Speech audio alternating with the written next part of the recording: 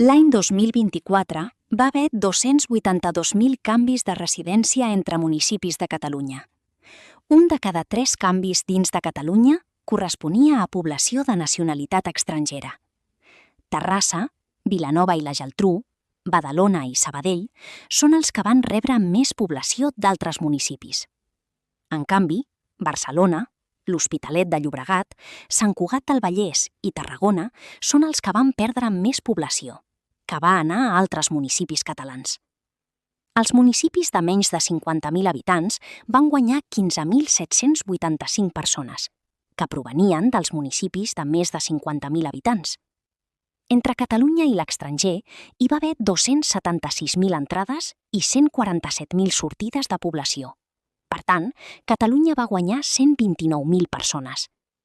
Gràcies a la migració amb l'estranger, totes les comarques i Aran van tenir una migració positiva, és a dir, van tenir més entrades que sortides.